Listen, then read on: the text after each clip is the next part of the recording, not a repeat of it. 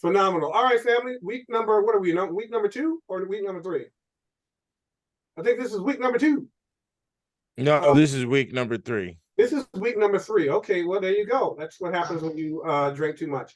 All right, so this is week number 3 with Brother Keenan Booker. And this is an amazing series. So looking forward to it. So with that being said, this is the Voodoo edition, week number 3. Keenan Booker, take it away. And Yoshi Mod is our host for tonight. Okay. So we're going in on the slave ships. Let me take that off. I don't want to get to sweating. We about to speed through like a Clipper. A Clipper was also one of the last slave ships, like the LA Clippers. So that's where that name comes from. We're going through the slave ships. I'll be going through a lot of metaphysics of words. I really thought that was the most important part of the science of the slave ships, because a lot of these words are words that are emotionally or historically based, that were stripped from our activity and our behavior overall. So certain words like desire. Okay. Hold on, Keenan. Yosh, you can mute everyone. Right, I'm doing it now. So just mute everyone so that we have a clean call. Thanks, bro. Doing it right now. Okay. And I guess I'll be addressing questions at the end. All right. So before I start, Real Nigga Etiquette, the GAD, the Voodoo edition. Okay. GAD 720. Go to theblackmansbible.com to purchase it. And I also want to show this book, which is the volume 2 to the Encyclopedia on the Alchemy of Women. Okay. I can't even show it that large, but yeah. It's here and it's available on the womansalchemy.com. Volume 1 is on its way as of right now. So that is the new one in the game. So here we go. Slave ships. Okay. Slave ships were large. Can everybody see the screen? Can everybody see what I'm reading? Yes. Okay. Slave ships were large ships specifically designed to haul large amounts of human and other cargo for long distances. The construction of these ships had to withstand unpredictable weather and water patterns. They were built with cannons in preparation for battle with neighboring countries. These vessels became to be known as Guinea men because of their involvement in trafficking to and from the Guinea coast of West Africa. Here is another magic metaphysical application to ensure the goal and control of the people by the word placement. Understand that the metaphysics that stems from one word being applied to a ship is automatically applied to the cargo. The human cargo at this time was nameless, nor did they have an intelligence to comprehend the magic or approximate its results. It also has been said that when Africans boarded a ship, a priest or bishop would bless the ship before it set sail. This allows all slaves from all ships to be directly or indirectly affected by the magic stemming from the naming of any other ship. This is because of the fact that all the human cargo was underneath the moniker of slave, and originally they were all connected by culture or macro-racial category. Okay. Okay, the schooners. The schooners are ships that were designed to catch illegal slave ships after the practice was outlawed. The Monkey was a schooner of the British Royal Navy in 1826. It was assigned to the West Indies Squadron in Jamaica. She made 3 captures of slavers, one involving a slaver which much larger and more heavily armed than herself. There were many other schooners that captured illegal ships. These ships could have been labeled illegal for a large list of reasons. The focus should be on the names of the ships. A schooner being named a Monkey is metaphysically saying that a monkey saved the African slave, in which anything that saves you has a superior intelligence than you. So this is magic to place the intellectual capacity of African Americans to be locked as inferior to an animal. Okay? Did you hear that? Okay? The schooner, which were hunted slave ships, there was one named a Monkey. Do you see how they did that? Okay? So these are facts. Don't think that that's me calling anybody out their name or Okay, so this is what we're looking into, and sometimes people get the situation confused by the messenger that brings the information versus the information is not necessarily coming directly from me. Okay, Hugh Crow states it must be taken into account that many individuals who composed the crews of African ships were the very dregs of the community. Some of them had escaped from Goals, which was the name of a jail in the medieval times. Others were undiscovered offenders who sought to withdraw themselves from their country, lest they should fall into the hands of the officers of justice. These wretched beings used to flock to Liverpool when the ships were fitting out, and after acquiring a few sea phrases from some crimp or other, they were shipped as ordinary seamen. Though they had never been in a warm climate before, if they took ill, they seldom recovered. For my own part, I was always very lucky in procuring good crews, and consequently, the charge of great mortality could not apply to my ships. Okay, that was what was stated by Hugh Crow. So, when we go into crimps, crimps is actually the origin of Crips, and I'm going to show you how it's tied right now. Crimps is the practice of kidnapping people to serve as sailors by coercive techniques such as trickery, intimidation, or violence. The practice began because of the demand for menial and skilled labor on the ships on the West Coast, specifically, with crews abandoning ships en masse because of the California gold rush. A healthy body on board the ship was a boon.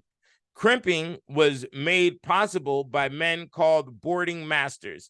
Their job was to find crews for ships. Boarding masters were paid by the body and thus had a strong incentive to place as many seamen on ships as possible. The term used for the finances made from kidnapping was blood money. Those who were involved in the form of kidnapping were known as crimps.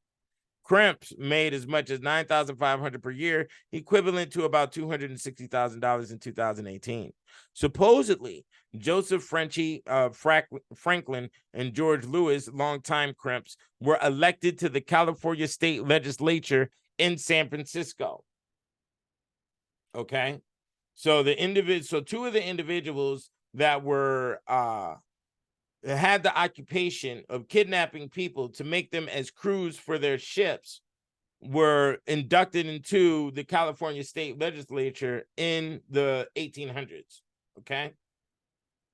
So the whole state of California, as we all know, Crips and Bloods come from LA, but they stem throughout the whole state of California, right? And this is part of that metaphysic for these two individuals to stand over the entire state.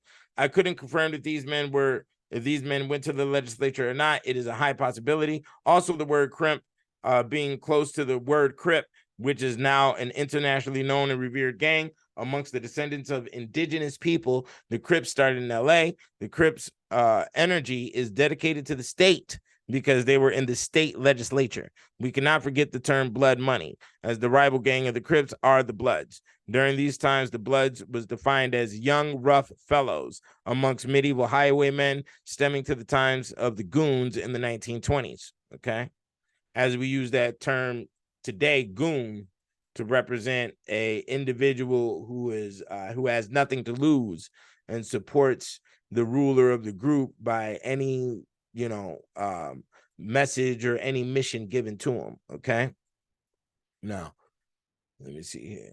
The Royal African Company, founded in 1672, was an English trading company set up by the Royal Stuart family and many other merchants from London to trade on the coast of Africa. In the 1680s, the company was transporting about 5,000 slaves a year to the Breaking Islands in the Caribbean. Between 1662 and 1731, the company transported approximately 212,000 slaves, of whom 44,000 died en route. By that time, they also transported slaves to English colonies in North America. HMS stands for His Majesty's Ship for the British Royal Navy. The Royal Navy is for the United Kingdom. Okay, so I had to divide that because that's on a lot of the titles of these streets. Wall Street. Since the founding of New York City and the establishment of a colony with a protective wall, the main objective was trade, stated Jeffries.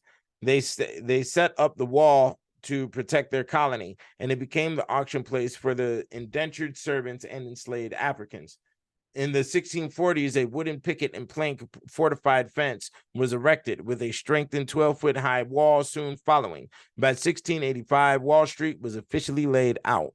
On December 13th, 1711, the Common Council approved Wall Street as New York's first official slave market, passing a law stating that all Black and Indian slaves that are let out to hire within this city do take up their standing in order to be hired at the market house at the Wall Street slip until such time as they are hired, whereby all persons may know where to hire slaves as their occasions shall require, and also masters discover when their slaves are so hired, and all the inhabitants of the city are to take notice hereof accordingly. Okay, so Wall Street was actually set up as the first slave post in New York. Okay, the magic here is applied to a wall as the separation device of culture between the natives and the Europeans. The supreme division factor is the modern day replacement of what's being sold, and that is the stocks and bonds. The invisible stocks and bonds of corporations was developed off the souls of those sold. Okay. Queen Elizabeth's sea dogs, Sir Francis Drake. Sir Francis Drake, the dragon, which in I think it's Nordic mythology, a drake is a dragon that breathes cold air and freezes. Okay. In Nordic mythology, a drake is a dragon that breathes cold temperatures in order to turn things into ice. Drake was a master pirate. He would only commandeer ships that allowed him to be heavily involved in the slave trade. One of his main exploits was to sail into ports in the Caribbean and put ransoms on cities. If they didn't pay up quickly, he would start burning down parts of the city until he received payment. Drake was awarded a knighthood in the year of 1581. He later died of dysentery. Okay.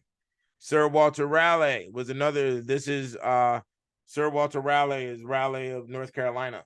Okay. Sir Walter Raleigh was another important sea dog. The Queen gave him a title that allotted him the right to claim any land that he discovered in the name of England. During an expedition to the New World, he founded the colony of Roanoke. This colony, however, ended up disappearing mysteriously and is considered a legend until this day. Raleigh became infatuated with the idea of a city of gold hidden somewhere in South America and set out in his second expedition to find El Dorado. El Dorado is now a Cadillac. Cadillac is the last name of the founding family of Detroit. Geographically, this puts Spaniards above Haitians, as Chicago was supposedly founded by a Haitian. The importance of the sea dogs in combination with the war dogs is the synergy that expresses dominance of killer dogs on both land and water. There is a form of geographical magic that is occurring. There is more of this throughout the book. The main goal in geographic magic is to extend the cloak for a specific region, so the region's inhabitants fall underneath the umbrella of the principle or principles embedded in that cloak. Sir Walter Raleigh met his fate with a beheading in the United Kingdom. Much of the magic relative to tobacco is underneath his name. Okay. The Black Joke. Brazilian owners purchased her, which is a ship, purchased her in 1825, running 3,040 slaves across to Brazil in 6 voyages over a period of 3 years. She had 569 enslaved Africans on board and had landed at Bahia 3,360 slaves in the last 2 years. Okay. So let's keep going. Henriqueta, aka the Black Joke, a Baltimore clipper ship called the Henriqueta, was built and sold to Brazilian slavers in 1824. The HMS Sibyl ship, like Sibyl, remember we went over that with the lady of the picture, the Venus Sable, is also Sibyl. So the HMS Sibyl ship captured this ship, and it had 569 enslaved Africans on board in 1827. Okay, the Royal Navy put her into service as an assistant ship to Sibyl and renamed her after a bawdy song, The Black Joke. The song is racially charged, and at the time, the term The Black Joke was slang for cunt. Okay. So in 4 years, the Black Joke was involved with saving 3,700 slaves from ships. The most notable in the Vengador. The Vengador is documented to have 645 slaves on board, which is the most slaves aboard a ship at one time. I think everything here is self-explanatory. Due to the chronology of the events, we see this is one of the last slave ship scenarios before the laws and morals of the people changed with time. Next, you're about to read a list of 55 different slave ships. There is an argument that they didn't exist. We'll debate with the facts. These ships have been found in books and online. The fact that many don't exist today physically is because of how business was conducted at the time. Also, the mentality of taint sprinkled with a guilt trip made people try to erase its existence and embarrassment from history. A lot of these ships were broken down and the wood was sold. Chains were melted down and sold as well. The metal, the smelted metal, technology advanced and old materials weren't needed anymore. Preservation of the old world was not the centered thought of the times. Here you will see the many details on how things were done and why. So before we go into this list of slave ships, do we have any questions? Nothing? Y'all can unmute and ask. It's okay. Yeah, he can unmute and for anybody that has any questions on the slave ship scenario before we get into it. Go ahead, Stephanie. Oh, mistake. Oh, okay. Going once, going twice. All right, let's continue. So the first slave ship was called the African Queen, which is relative to the Venus Sable. Again, she left Bristol in 1792, the Samuel Stribling as captain, bound for Old Calabar, which is now Nigeria. According to one report, the captain brought 255 enslaved Africans when he arrived. Slaves were scarce, and he spent months on the coast trying to buy enough to make the journey across the Atlantic Ocean to the Caribbean worthwhile, as the conditions and events were unpredictable. At least 21 members of the ship crew died during the 7-8 months spent at Old Calabar while waiting for the captain to purchase more slaves. One report states that 28 slaves died in this long wait, and 114 died in the Middle Passage from West Africa to the Caribbean. And the crew and the enslaved Africans got sick from spending such a long time on the ship in cramped conditions where diseases spread quickly. The ship arrived at Jamaica in distress, and one agent refused to sell its cargo because the slaves were in such bad condition. Okay. The name of the ship being African Queen locks all of the culture with stagnation and sickness due to the events that occurred on the ship. The question is, are these scenarios and names intentional or destiny? The African Queen titling also has an overtone of a single mother status. This also entraps African males into female worship. Okay. So that's part of the elements that came with our, that were installed into the characters of our culture that we still live in today. Albion, as we all know, is another word for albino. Okay. Was also a name of a slave ship. The Albion was launched at Liverpool in 1783. Albion gathered her slaves in the area between Rio Nunes and the Asini River and arrived at St. Vincent in 1788 with 265 slaves. On her second voyage, the Albion soared to the coast of Africa and gathered her slaves in Liberia. She arrived at Grenada in 1789 with 336 slaves. On her third voyage, the Albion gathered 262 slaves at Cape Grand Mount and arrived at St. Vincent with 250 slaves in 1791.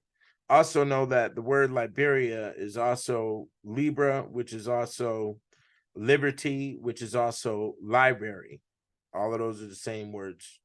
So, and basically, in order to get liberty, you have to go to the library. That's books, you know. So, the antelope. The antelope is very serious because that is like the deer of Africa, okay, which is also considered the buck, the horned buck, okay, which is correlated to the stag, which is the word of stag is stage, stagnated, which is the season of the rut that the deer goes through when it's not mating and its antlers fall off. Now, I think that also occurs with the antelopes in Africa is that their antlers fall or their horns fall off every year and they regrow back.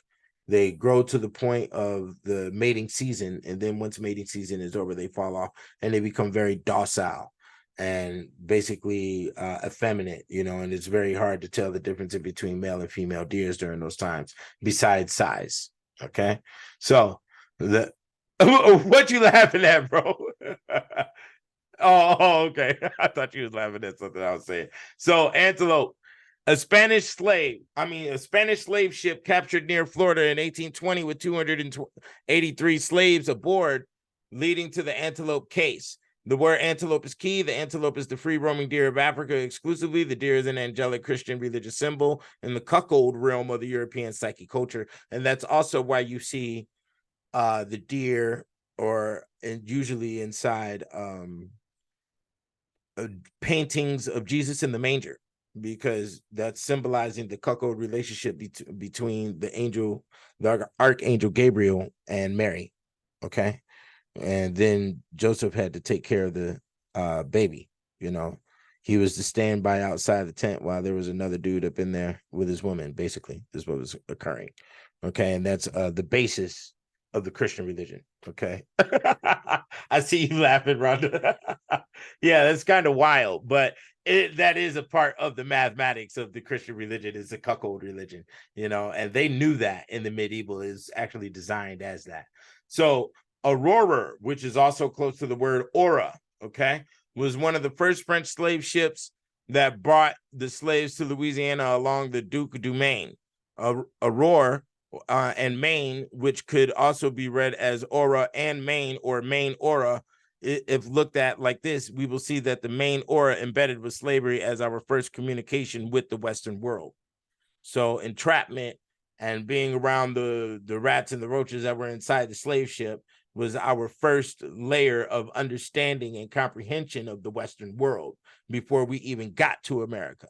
So to operate in a format where we don't take whole plates and we nitpick and eating the Cheetos, and that's all like, rat and roach format of eating, so what will happen is even when it comes to when we find somebody that has great knowledge or a great inventor, we'll come around them and we'll only take a little piece of what they're doing. We'll sit back and watch their activity and think we can mimic their activity and take that little piece and then become the greatness of that one person. When you don't know the recipe of the meal, you're not getting the love of the dinner. You dig what I'm saying? So what happens is you're just nitpicking, getting little pieces instead of taking on the meal. We have to be hogs, you understand, and devour the meal.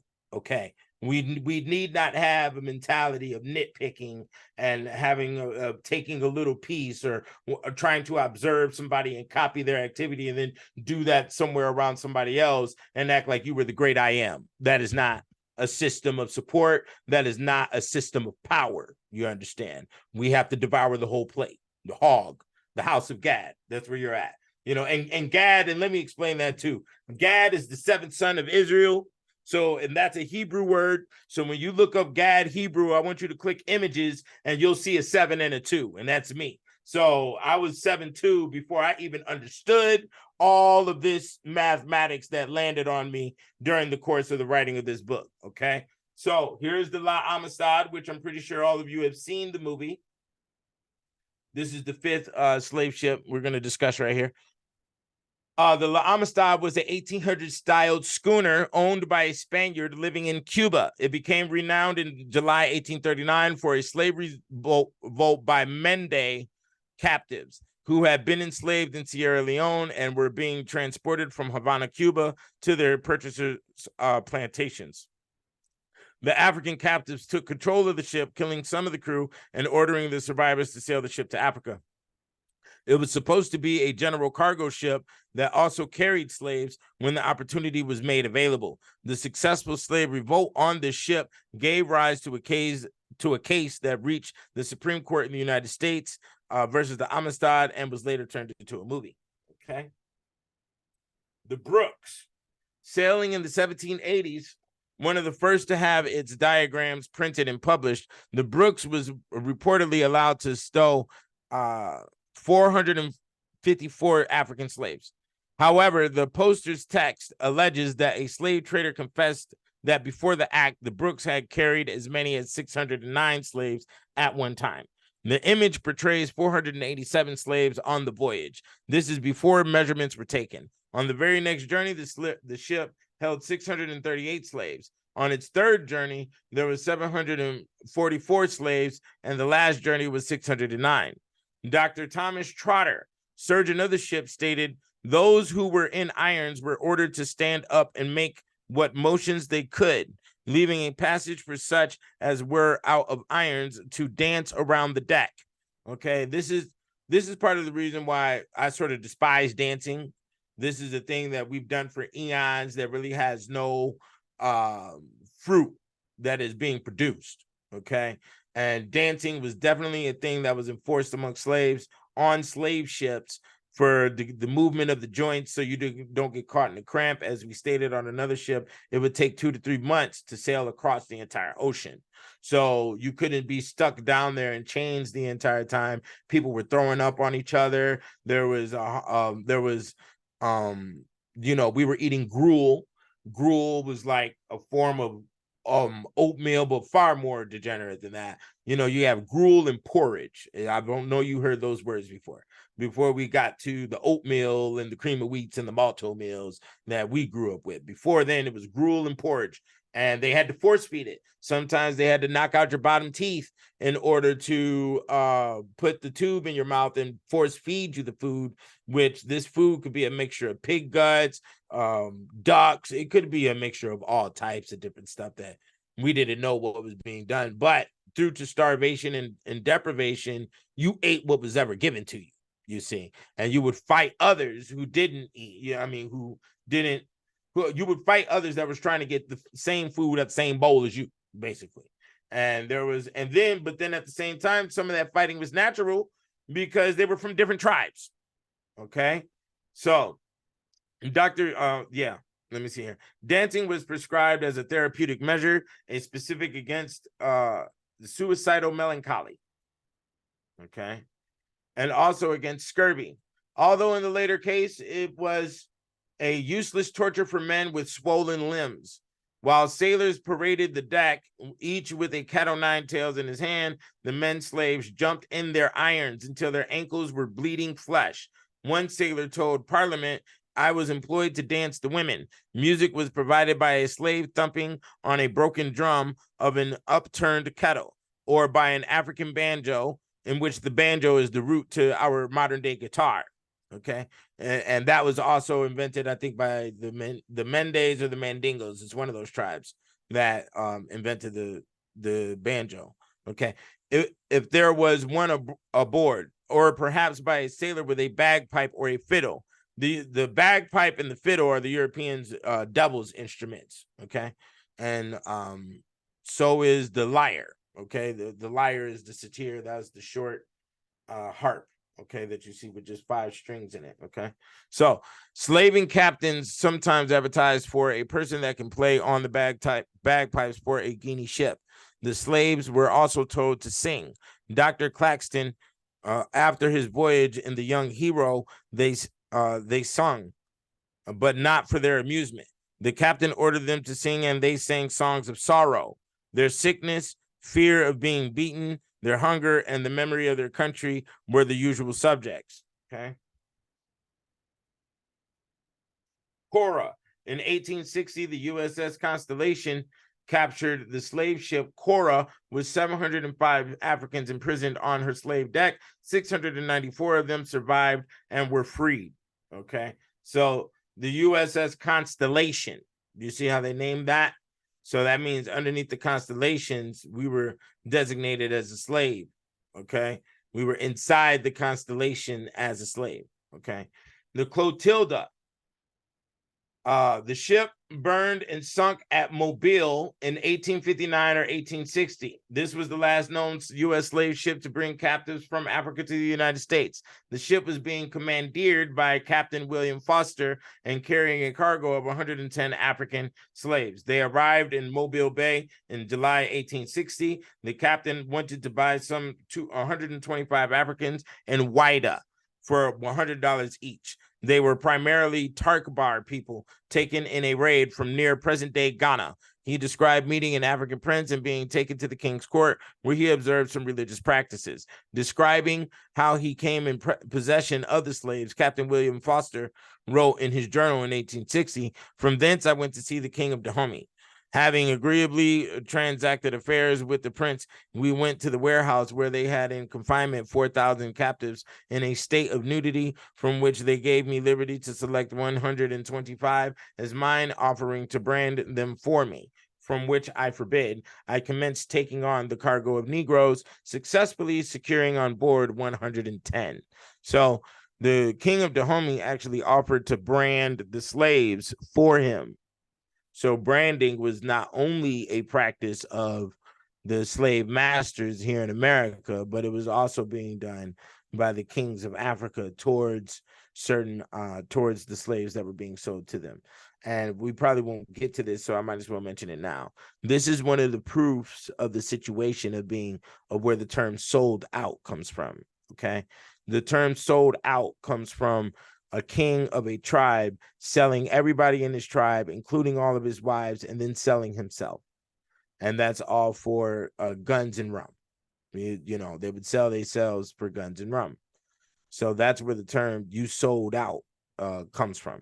Okay, is from the kings of certain tribes selling themselves out, and some tribes are completely gone because of this situation. So this is a drawing from 1788, as you see the the Regulated Slave Trade Act of 1788 right here. This is how the slave ships were designed. Okay.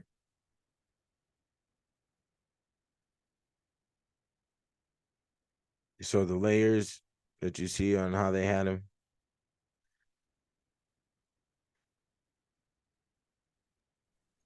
So, Keenan, who actually drew these pictures here?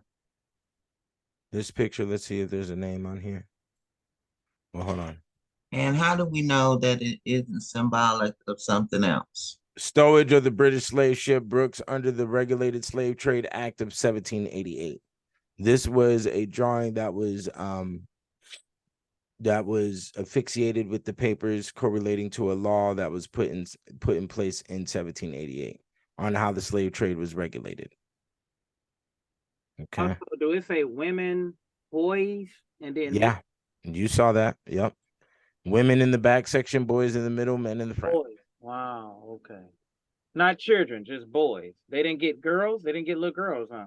And girls are considered women Oh, from birth, basically.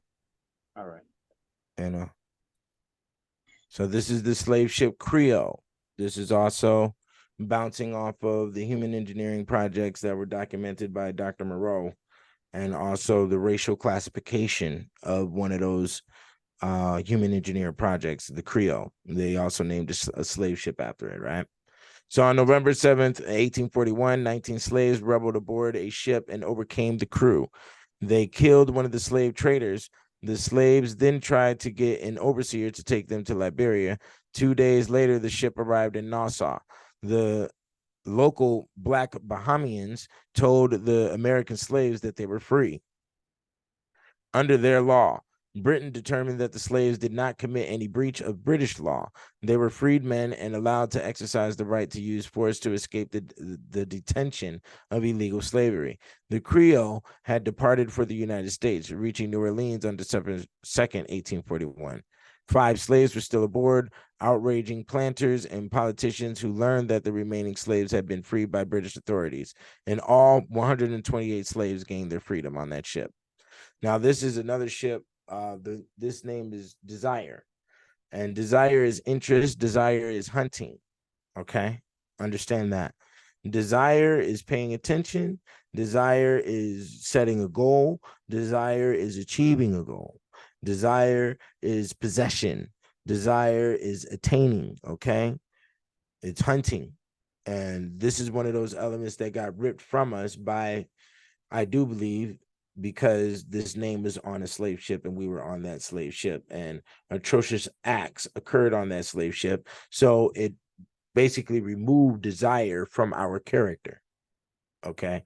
And that's why a lot of us do not have true desire. You know, we'll sit back and let things be. And we're passive in a lot of areas. Okay. And I believe it's because of the way some of these slave ships were named. So, Desire in December of 1638, the first American slave ship named Desire brought Boston's first shipment of slaves from Barbados. This ship was specifically built for circumnavigation of the globe that occurred in between 1586 and 1588, and it was highly successful. The Desire was only the third ship to sail the entire globe.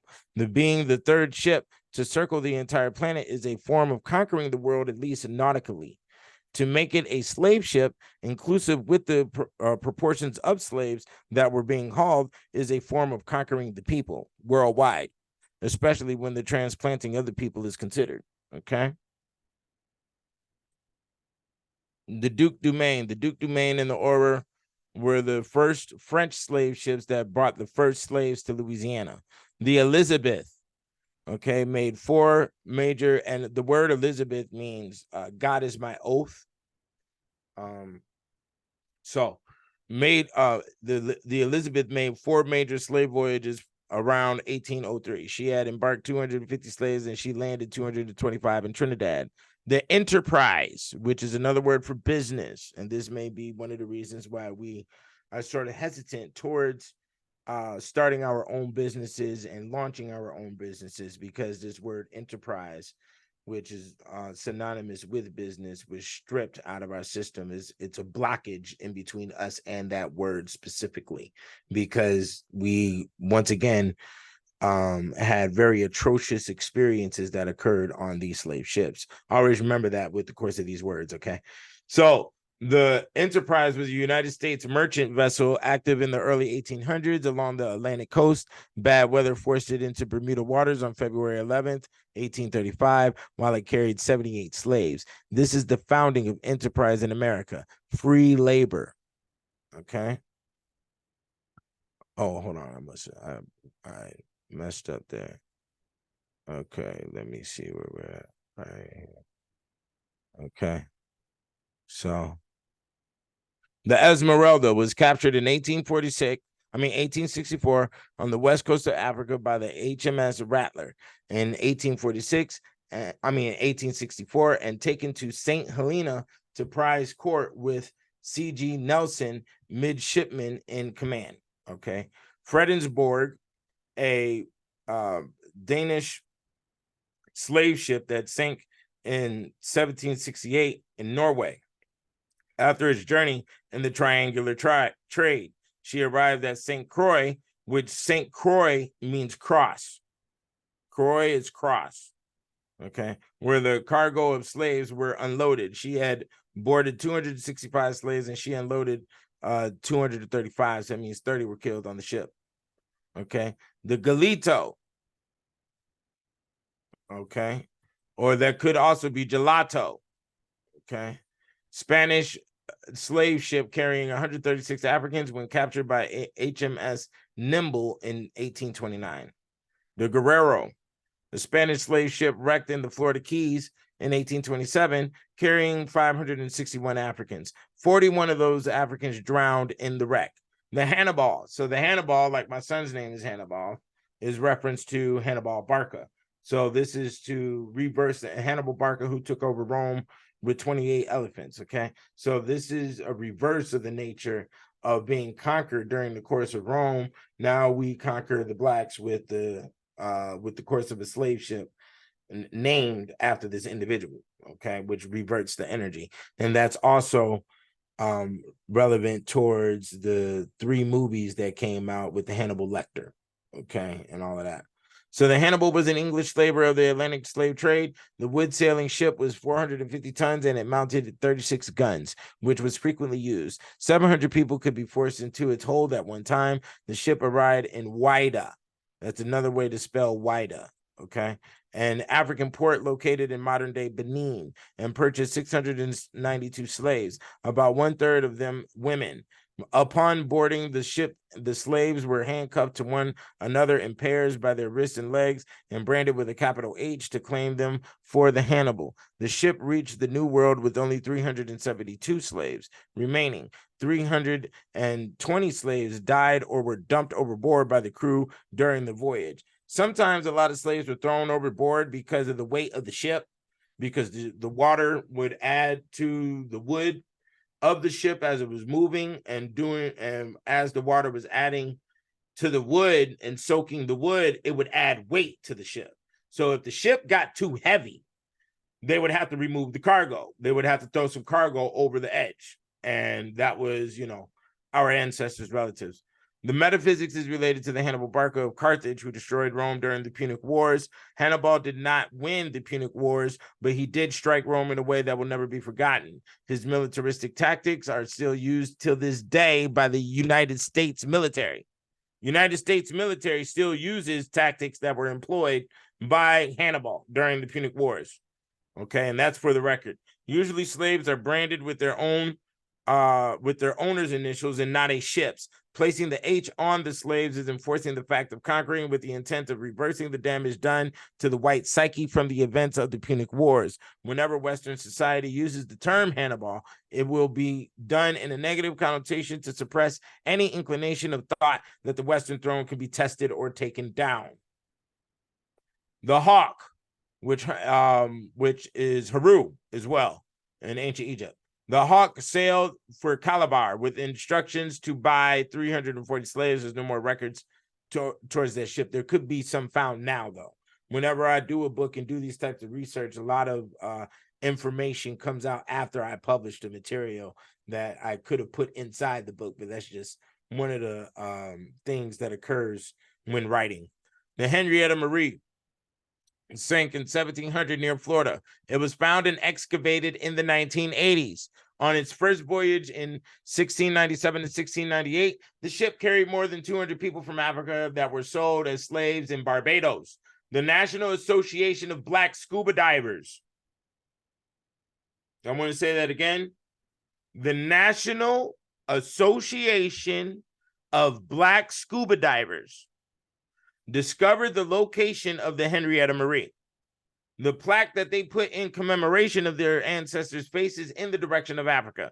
The plaque reads, "In memory and recognition of the courage, pain, and suffering of enslaved African people, speak her name and gently touch the souls of our ancestors."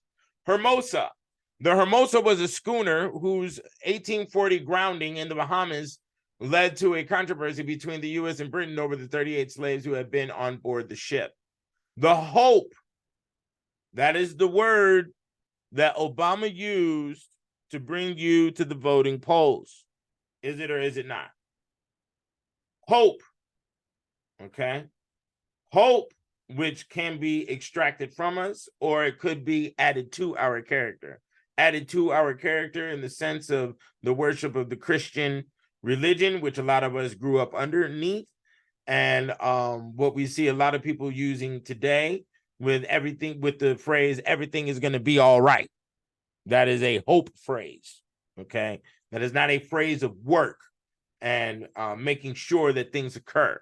And hope could also be extracted from us in the sense of not relying upon each other and with the ability to get certain things done, okay? So there is also, always understand that with words, there is a night and a day. There's a positive and negative energy that can be implicated with them. The Hope was an American brig that brought slaves to Rhode Island. She embarked 83 slaves and she landed 18 at Barbados in June. She then sailed to Newport, which is the first location slaves were dropped off at in America, on the Boston beach, and landed another 51. In all, she landed 69 out of 83 slaves. 14 died in the way. Captain Mumford sailed Hope from Rhode Island in 1766. She arrived at Cape Coast Castle and purchased 100 slaves there. On another voyage, she landed 95 slaves. Five died on the way. Another account has her landing 100 slaves to Rhode Island. The Isabella, a British slave ship that brought the first 150 African slaves to the American port of Philadelphia in 1684. Philadelphia was also the first Washington, D.C. when it comes to American history. The Joaquina, a Spanish slave ship carrying 348 Africans when captured by HMS Nimble in 1833. Joaquina may also be the female version of the name Joachim. Joachim, Joachim is actually Jesus's grandfather. Okay, so they put a lot of attachments and positivity or negativity, which whenever you can implicate off of your natural responses to things, is going to bounce off of that energy. Okay, so the Josepha is a Spanish schooner carrying 206 slaves when captured by HMS Monkey in 1829. Jesus of Lebec, okay, a 700-ton ship used on the second voyage of John Hawkins to transport 400 captured Africans in 1564. This is the famous Jesus ship that is mystically spoken about amongst Black revolutionaries of today. She was designed for the slave trade, but there is no record of her actually having slaves aboard. Nonetheless, the magic of Jesus is still applied. King David, coming from the Bight of Benin, it carried 350 slaves to St. Kitts in the Caribbean in 1749. Kitty's Amelia, the last English ship in 1803 to carry a legal cargo of slaves from Africa to the West Indies. Her master was Hugh Crow. Not only his crew, but his slaves, it was said, respected and loved him. It was his custom to select young Negroes from his cargo, arm them, and teach them to fire at a bottle hung from the yardarm. Every man who hit it was given cap and a drink of grog. If the vessel was attacked, Crow expected the slaves to help defend it, and they never disappointed him. Battles did occur in the ocean during the course of slaves being trafficked by different nations. And these battles were most likely between France and Spain, because they were going to war at that time. And also there was random battles with pirates that were raiding ships and things of that nature. But what you also have to understand is that this is where the beginning of law began. And that's why they say, you know, America's law system is based in maritime law. Maritime, Mary is water. It's a maritime law. So maritime law is the law over the ocean. And usually you had to have a flag up on your ship and you had to have papers to show. And when they held up their papers, you know, from a distance, you just like, oh, okay, there's a big seal on the paper, they could go. This is where the element of written words started gaining a lot of power, and also law. But you know, they could change flags quickly, they could change paper and documentation quickly before another ship could get close to them. So there was a lot of facsimile and a lot of fake stuff going on, a lot of lies going on in between the pirates, the France, the Spain, you know, people who were marauders and raiding lands. It was extreme chaos in the ocean and on the coast. In the islands of North America, the Caribbean islands, on the coast of South America, on the western coast of Africa, and also on the eastern coast if you want to get technical, because the Portuguese and Islam and the Arabs had their whole slave trade going on, in which the Atlantic slave trade was mimicking the Pacific slave trade, okay? And then you had all the islands and everything in Europe and all the coastlines of Europe, and everything was meeting in the ocean for war. And a lot of people were dying. And people of every race was being slaughtered during this time, but nobody was being slaughtered more so than what Africans were. Okay, so the La Concorde, The La Concorde was a slave ship captured by the pirate Blackbeard, whose real name was Edward Teach. The ship was used as his flagship and was renamed Queen Anne's Revenge. He would load 300 to 500 slaves at a time, going to Saint Domingue. The La Negrita, which is Spanish for black girl. The La Negrita was a Spanish slave carrying 189 Africans when captured by HMS Nimble in 1833. Okay, Don Francisco. The Don Francisco was a slave ship captured in 1837 with 433 slaves on board. It was sold to a colonial trader and renamed James Matthews. The ship was discovered and excavated by the Western Australia Museum in 1974. So it looks like there's a slave ship inside the Australian Museum. Okay. Madre de Deus. And anything with deuce on it is the devil. That's double. So anything that's double is the devil is 2, because the real number for the devil is 2, because you don't have a problem until somebody else shows up. And then when somebody else shows up, there's a problem. And problem is the devil, basically.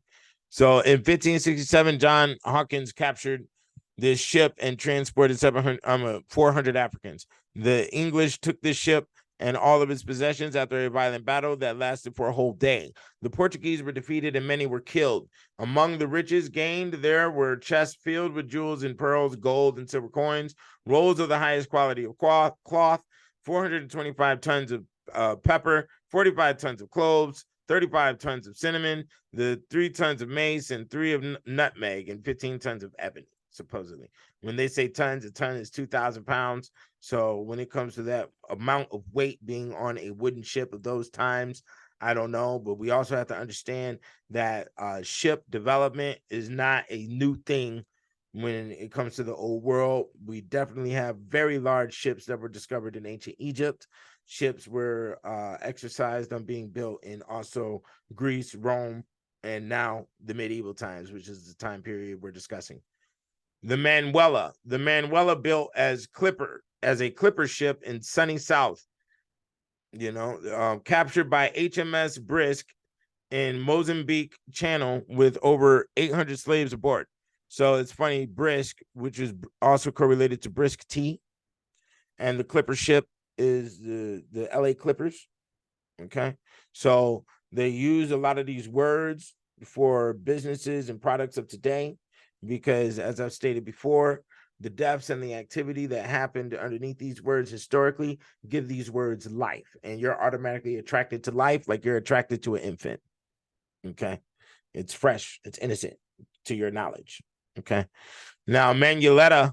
The Manuelita was a Spanish slave ship carrying 485 Africans when captured by HMS Nimble in 1833. The Margaret Scott.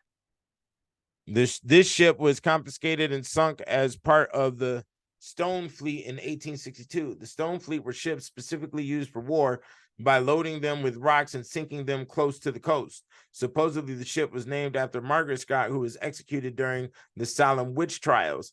This ship had no documentation of actually carrying slaves. Okay. The Marlboro, like the Marlboro cigarette. So when white people smoke a Marlboro cigarette, they're smoking you. Okay. In 1752, the ship, the Marlboro, which was owned by William Lawfer and Company of Bristol, took her 4th and final slaving voyage. Upon arrival, 420 slaves had been purchased, and the captain was headed to the Americas. 3 days after leaving Bonny off the coast of West Africa, the ship was taken over by the enslaved Africans on board. The captain used 28 of the slaves from the Gold Coast of West Africa to help sail the ship. These slaves led a successful rebellion. When all the slaves were brought up on deck for washing, several of the crew were killed in the fighting, and the remainder were made to sail the ship back to Bonny in West Africa by the enslaved Africans. Then the slaves from the areas of Bonny and the Gold Coast fought amongst themselves about returning home, and several were killed. The slaves from Bonny were sent ashore at Bonny, and the remaining 7 crews set off with the other slaves for the Gold Coast. The ship and the crew were never seen again, so they probably didn't make it in the midst of the water. This voyage resulted in a loss to the owners. The money invested in the ship, trade, goods, and the slaves was lost. The slaves from Bonny were free. It is not known whether the Gold Coast slaves reached home in freedom. Slave uprisings on ships were often recorded in local newspapers. These uprisings were termed mutiny. The cigarette brand named Marlboro is usually smoked by Caucasians due to the fact that the Marlboro was a failed slave ship. From their standpoint, smoking a cigarette named after the situation replaces the failure that occurred by the power of buying, owning, lighting, and inhaling the smoke. They disintegrated and inhaled their own failure, and exhaling it symbolizes the conquering. Okay. So if that little stroke of metaphysics right there is correlated to Frances Cress Welsing and her format of understanding civilization and how the metaphysics are related. Okay, so definitely read the ISIS papers on how things work, basically. Okay. The Mermen, which is also another word for mermaid men. Males of the mermaid community are called Mermen. Okay. A Dutch East India Company ship active between Southern Africa and Madagascar, whose final voyage in 1766 ended in mutiny by the slaves. Around half the crew and nearly 30 Malagasy died, and the ship was destroyed. The name of the ship brings to mind Mermen, the male counterpart of the mermaid. Poseidon is the king of the mermen. Mermen have a long history that predates Greece.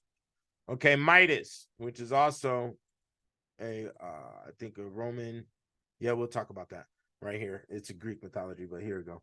Midas, a 360-ton Spanish slave ship captured by HMS Monkey in 1829.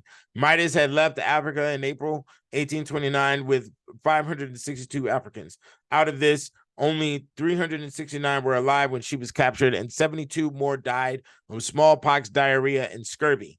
This is before the Monkey and the HMS Nimble could capture Midas into Havana, Cuba. King Midas is of the royal house of Phrygia in Greek mythology, and Phrygia is also the root to the word Friday. It is based on the goddess Freya. When you say Freya, you're also saying Frigga. Frigga is earlier than Freya. Okay, so he was given gift of the golden touch. The metaphysical application here is that whatever the slave touches becomes gold, and since the slave has no rights, he cannot claim said gold or whatever he creates. This could also come from the European racially incarnating Midas, and when they touched the Africans, they now became gold to them as a new item in an old market. So, as we see here, whatever the African touches becomes gold. We could look at NBA, for example. The NBA was started out with white people. Okay, as soon as black people touched basketball, it became gold. Okay, you could do that with football. You can also do that with golf. Golf was boring until Tiger Woods got up on there. And now we just see Stephen Curry just got a hole in one and won the cup over there. You see? So it was boring, until black people touched it. And then same with tennis. If you want to look at Venus and Serena Williams, tennis used to come on every Saturday. Nobody really watched it or paid attention to it until pretty black girls got up there and started, knocking the ball over the net. You see? So whatever we touch becomes gold, but that does not necessarily mean that we get to keep the gold that we created. And this goes back to a lot of the information in the witchcraft on the contract with the devil that I wrote in volume 2 of the Kicked Out of Heaven series. There's a very deep complex, and if you want to see some details on that complex, you have to look at the movie Concussion, written with Will Smith in it. He goes over that movie, goes over the science behind the double contract, and also the executioner is the medieval sciences that are embedded in that film. So Nasty Nancy, okay. In 1769, Captain Williams was lying at anchor off New Calabar. She had 132 slaves on board who managed to break their shackles and attack the crew. The slaves were unarmed, but it was with great difficulty, though the crew attacked them with sword in hand to make them submit. Meanwhile, the natives on shore heard the fighting and swarmed aboard the Nancy from their canoes. They seized the slaves and looted the cargo. There was a wild scene of pillage with black men running through the vessel. breaching rum casks, throwing the ship's biscuit and salt beef into the canoes, and robbing the sailors of everything they owned. Afterward, they cut the cables and set the Nancy adrift. Another slaver lying in the river sent a boat to rescue Captain Williams and the surviving seamen. The vessel was wrecked.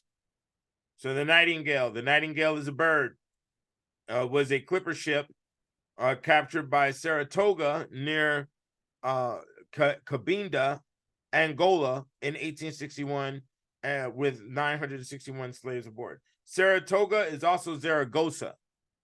They're both the same word. So I know you've seen those words around maybe on streets and things of that nature. Look it up and you'll understand the essence of what you're doing in that side of the city or what's attached to that street. Because, you see a lot of these words, especially the majority of the words from Cadillac comes from Spain. And that's the Corsica and things of that nature. The DeVille, the Sedan DeVille, all of those words are words with historical significance that are attached directly to Spain. So the names that are on vehicles, like the Armada, the Nissan Armada, they were Spanish ships that were the largest Spanish warships ever made, and now is used as a name on a vehicle, and you are attracted to that because of the power that is represented in the word Armada. This is how we make sure products get launched. Okay, so you have to understand that if you're a person that wants to release products or put products in the market, its naming has a large, and the launch of the product and the success of the product has a very large reliance upon its naming, and upon that naming having something to do with either astrology, historical significance, or other elements that may be embedded in the name pertaining to gods or goddesses of many different mythology systems, so on and so forth. Okay, so the Providencia. The Providencia was a Spanish brig carrying 400 slaves when captured by the HMS Monkey in 1829. Prince of Orange. The slave ship, the Prince of Orange, was owned by Richard Farr and Co. of Bristol. In 1736, the ship's second slaving voyage out of 4 made by the ship had begun. Upon arrival on the coast of West Africa, at least 273 slaves were bought and survived the voyage across the Atlantic Ocean to be sold in the Caribbean. Some of the enslaved Africans preferred death to whatever awaited them at the end of their voyage. 100 of the African men on the Prince of Orange jumped overboard near the island of St. Kitts in the Caribbean, and 33 of them drowned. More of them were taken up almost drowned. Some of them died since, but not the owner's loss. They being sold before any discovery was made of the injury the saltwater had done to them. The voyage made by the ship, the Prince of Orange, probably made a profit, but it was a small one. The captain sold 240 slaves, and those injured by nearly drowning died after they were sold. The cost of profit of 33 slaves at least were lost, and there was little sugar to buy for the last leg of the journey back to Bristol. The triangular trade needed a good cargo on each leg to make a good profit. The ship, the Prince of Orange, is connected to the drawing The Sable Venus of Angola in the beginning of this book. The fact that 100, the number of completion men, attempted suicide and only 33 died is significant. The number 33 is the number for sections in your spinal cord and also the highest degree in masonry. When it is received in this context, we see that the body representing the males on the male part of the entire race has been drowned. This would bring more validity to my theory of the whale representing the black male that is submerged in the oasis, rejected and confused in the Venus Sable drawing at the beginning of the book. Okay. So, Sao Jose Paquete, Africa, a Portuguese slave ship which sank off the coast of South Africa in 1794. Close to shore, but in deep water, 212 of the 400 to 500 African slaves who were aboard died when the ship sank.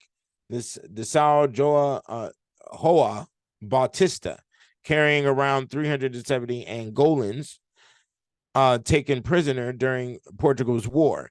The 2 privateers intercepted the ship as it sailed towards Veracruz and escaped with at least 200 slaves. Now, what's important here is this word Angola, as I think I stated in a prior webinar. Angola is also a country in Africa, as it is one of the worst penitentiaries in Louisiana. So that automatically proves what I've been saying about word magic. Okay, automatically, right there. So Spitfire. Okay, there's another name of a ship. Let's go to it. The vessel was caught in Guinea and was taken without incident. Though she was only about 100 tons, she carried 346 slaves. The Americans also discovered that she had landed 339 slaves in Cuba the year before. Commander Bruce reported that between her decks where the slaves were packed, there was not room enough for a man to sit, unless inclining his head forward. Their food was half a pint of rice per day with 1 pint of water. No one can imagine the sufferings of slaves on their passage across, unless the conveyances in which they are taken are examined. A good hearty Negro costs but $20 or thereabouts, and brings from $300 to $400 in Cuba. The Sunny South was one of the 3 American-built clipper ships known to have engaged in the slave trade. In 1859, it was bought and renamed Emanuela. So this is Emmanuel is another name for Jesus, and that's being mixed with the Sunny South. So that's why they call the South the Bible Belt. Okay, which could have a hardcore correlation. She was considered to be the fastest slaver sailing out of Cuba. The British Royal Navy captured Emanuela off the coast of Africa in 1860 with over 800 slaves aboard. Emanuela picked up 846 slaves who embarked. 105 died en route and 741 were left. Over half of these killed were children. Okay, because like I said, they had to do it by weight of the ship. So if they were overweight at one time, they would have to only take off enough cargo to balance the weight back. So it would be, thinking about it in a business perspective, they would go for the children first before they went for the adults. The Tacora, a Portuguese slave ship that transported the slaves who would later revolt aboard the La Amistad. The captives were stripped, chained in groups of 5, and packed tightly into the slave hold, which was a deck below the main deck and above the cargo hold. There was only enough room so that one person's head, when lying in rows, was forced upon another person's thigh. In the ship's dark cargo hold, each slave had 3 feet 3 inches of headroom during the 10-week voyage. The captives were sometimes brought up upon deck and fed rice. Those who tried to starve themselves, as often happened, were whipped and forced to eat. While they were at sea, water supplies ran low and disease spread through the closely packed, unventilated slave deck. At times when supplies ran low, the crew would chain 30 to 40 slaves together, attach a heavy weight to the end, and throw the weight overboard, which would drag the chains and the slaves underwater, drowning them. Nearly a third of the slaves died during the long voyage from disease, malnutrition, and beatings. Triton, which Triton was the name of Poseidon's son. The Triton was captured by USS Constellation in 1861. Triton is the messenger of the sea and the son of Poseidon. Hence, the word is also close to trident. It is the natural satellite of the planet Neptune. Now, trident, it was the pitchfork that Poseidon uses. And when it says the natural satellite of the planet Neptune, we're talking about a moon. A moon and a satellite is both one and the same words. Okay. During these times, as now we understand satellites to be something different, but also in the occult realm, a satellite is named as a devil. It's a satellite is a demon, basically. So Troubadour wrecked in Turks and Caicos in 1841. 193 slaves survived the Spanish slave ship that was shipwrecked in 1841 in the course of a run transporting Africans to be illegally sold to the sugarcane plantations in Cuba. The United Kingdom had a treaty with Spain prohibiting the international slave trade and had abolished slavery in its colonies in 1833. It freed the 192 slaves who survived the wreck. Individuals and families A total of 168 Africans were placed with salt proprietors for apprenticeships in the Turks and Caicos Islands. The remaining 24 Africans were settled in Nassau. The Wanderer, okay? Wanderer is also the definition to the name Wendy. So to eat Wendy's is also in to eat food at Wendy's is also incorporating a nature to wander, and to wander is to be irresponsible, basically. So a wanderer, formerly the last slave ship to the U.S. in 1858 until Clotilda reported in 1859 or 1860. The documented ship brought an illegal cargo of people from Africa to the United States, landing at Jekyll Island. Okay, as we all know, Jekyll is the Two-Face story.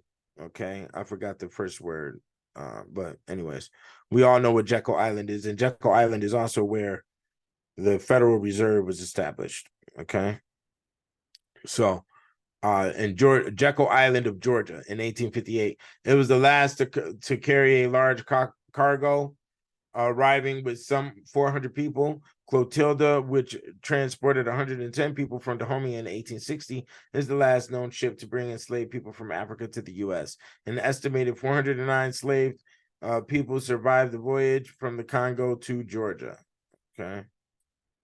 The Wildfire, a barque arrested off the Florida coast by the U.S. Navy in 1860, carrying 450 slaves. The Whydah Galley, okay, which is also the Whydah tribe, which is talked about in this book, but we're not going over it during the course of this webinar. A ship that transported cargo, passengers, and slaves captured by the pirate Captain Samuel Black Sam Bellamy and used for piracy, eventually grounded during a nor'easter at Cape Cod and sunk in 1717. Black Sam is known as the richest pirate to this date, and he also supported the image of, on his flag was the Jolly Roger. The Jolly Roger is the skull with the crossbones underneath it, okay, of the femur, I mean of the arm muscles right here. I mean arm bones, sorry about that. The Zong.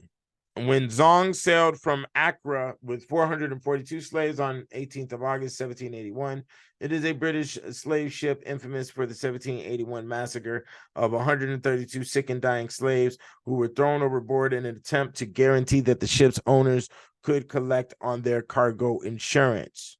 So by 1781, Europe already had a standard understanding of insurance policies and how they operated. And if we go into the medieval times, you'll definitely see that with the courses of domestic violence and husbands murdering wives and wives murdering husbands to collect insurance policies. That did occur. And that also moved into the slave ship realm, where sometimes slave ships were stocked with cargo, sent out to the ocean, and sunk on purpose just to collect the insurance money and not go through the hassle of trying to get rid of the cargo. Okay.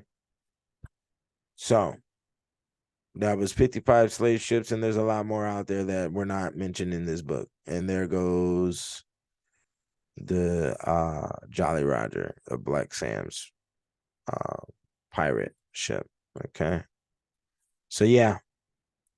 Are there any questions? Let's get to it. Open y'all mic for questions and answers. Let's get it. Yeah, if you got any questions too, Yoshi, shoot. I'm stunned. I mean, I had never heard of what do you call it, the slaves overthrowing the ships. I didn't realize there were so many of that going on where they were successful and being able to overthrow the ship. And I mean, I love that story. Where does this information reside at? We all should know this. I mean, that should be really common knowledge amongst people of color. This is really pretty comprehensive. I mean, this is incredible. Yeah, I got a lot of this from one of the books. It's called Black Cargoes. I think the books are listed in the back of this book. Let me see here. But I was so infuriated by a lot of the things that I ran across. I didn't even fully document a lot of the locations of where I got this material from, because Yeah. it just really pissed me off. I'm not even gonna lie. Yeah, I mean, it pisses me off too. It's just amazing. It really Yeah. So 55 different ships. I mean, and this is not really all of them. yeah. Oh, here's one: the Encyclopedia of Slave Resistance and Rebellion, Hmm. edited by Junius P. Rodriguez. Hmm. Okay, Wow. that's Wow. one of them. Black Cargoes by Daniel P. Mannix. Mm. Mm-hmm. It's heavy Um, stuff. Really heavy stuff. And then the fact that they sunk some of those ships intentionally just to collect the insurance. You right, know. right. A lot of this stuff is not collected in book material, so some of this stuff you will have to get from the court systems of old France, which bounces onto locations like Wiki and other sites. Okay, that you'll have to Google it and do monster work. I actually published this book in 2018, I think it was 2019. So it was about 4 years ago, and I just kept writing other books on different materials. So but definitely, I put 55 in here, and Yeah. there's a lot more than 55, obviously.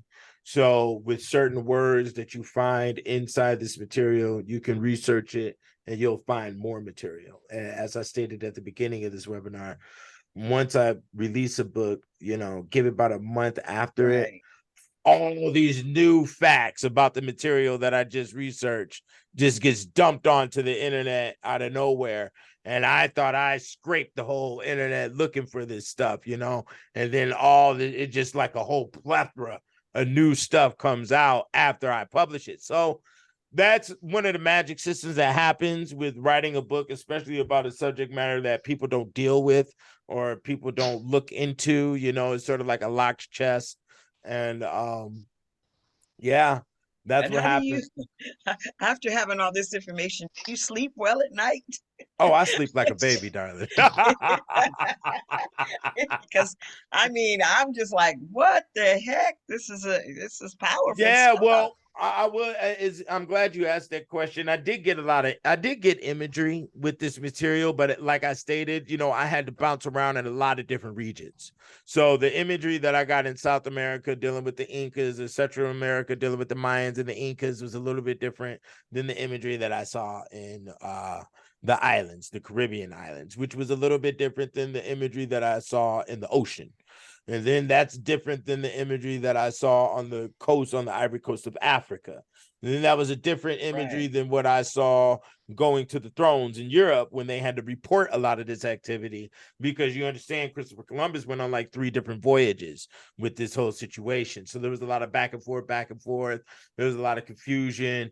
There was a lot of criminals that were dumped out of Europe that were the ship and the crew. I mean, they were the ship's crew, when they were enslaving people. So there was a lot of it was yeah, you see it, you smell it. It was all smoky, hazy. Hmm. It was wild. I mean, you're in the middle of the ocean going Right. to war with tribesmen, dumping bodies on the side of the ocean. You're going to war with your own men while you're enslaving other men. So it was Right. just it was extremely angry. Okay. Yes. And Yeah.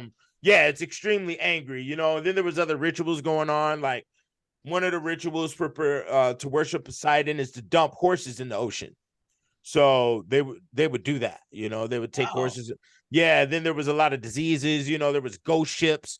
Ghost ships would show up at the coast with no crew on it and nothing but rats on the ship. So the rats would come running off the dock and then sending disease all through the people. And then that's also where quarantine came from. So sometimes when the ship would show up, they would make the ship stay off like a mile, 2 miles from the coast for 40 days for Okay. cleansing purposes. And if after 40 days, whoever was sick should have died within that time span. And then we would accept the ship in and we take the cargo, blah, blah, blah. And then even when cargo would be on the coast, you got pirates and the vagabonds of the city would come down on you. You could leave you could leave a location from Europe, and then when you come back, it's not the same location, not even the same king ruling, not Oh, even wow. yeah, because there would be marauders overnight. The marauders was a situation that not only happened in Africa but happened in Europe as well. So they would take over lands, and if your land got taken over, by the time you showed up to report to your king is no longer there. You know, Right, so right, That's what right. happened to CQ. go ahead. Is that what happened to CQ when they got back to Africa from the experience was taking the ship, all the things happened in Amistad. When he got back to Africa, everything had changed. His family was gone. Everything happens. Nothing was the same. So it was all pointless almost to go back. For him anyway. It was very sad. Right. And see, here's another word right here. We use the cutlass vehicle. Black people love the cutlass vehicle, right? A cutlass is Cutlass sword. right. A cutlass is a sword, right? Exactly. And that's but once again, the cutlass being a sword during those times collected the energy of life by murder. So then Yeah. when we apply it to a vehicle, you're automatically attracted to the energy and the conquering and the whole, just like going to the movies. That's why, movies like The Matrix or whatever, Terminator or whatever has a lot of violence and a lot of shooting. We are attracted to that movie. We go see it. Same thing with what historical events are embedded inside of a word and what that word is applied to in today's age without us having that historical intelligence. Right, right, right. That's amazing too. You see that? That's some crazy. That's wild. Really, That is wild. is. Now let me show you what's really wild about that. 90%, I'm safe to say that 80 to 90% of the English language relies on that magic system. The majority of the words that you use that are named, the streets that are named, and all of this is the real matrix right here that I'm explaining. This is the real bottom line. When you see the black and green, this is it. This is it right here, because they're using words that are embedded with specific energies and applying them to things today and automatically attracting them to you. And also you are named. So like Marie Antoinette, you come from a time period that queen comes from a time period where Moors were bringing revolution. Right, exactly. So, you embody that, you represent that. And I guarantee you, if you were to study who she was in her entire life, you will see a mirror in between some of the things that occurred in your life versus what she had to go through. Yeah, well, I was blown away when I found out that she was actually black. When I saw that picture, I was like, whoa, that is like kind of freaky. I don't say freaky, that's not the right word, but the symbolism of that, and then my name. And then when I went to, not to get off course, but went to the Hall of Mirrors in south of France where she lived, and I saw a harp in the room. I'm like, well, this is really kind of some way out stuff. So I totally get what you're saying. Oh yeah, because you play the harp, don't you? Yeah. Yeah. See, look at that. You see, look at that. That is the true matrix right there. And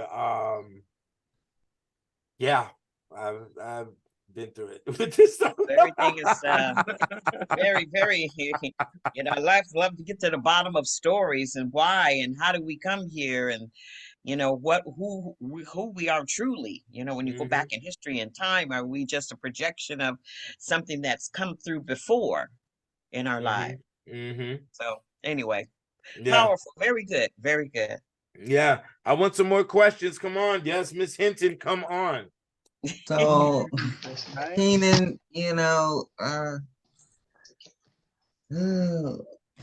explain to us about under the constellation, like we were ordered as slaves. What was that? Okay, well, the constellation, they named the USS ship the Constellation, right? So if you are put in a ship as a slave if you're put in a ship as a slave and the ship's name is Constellation, you are a slave in the constellation. Yeah, you see that?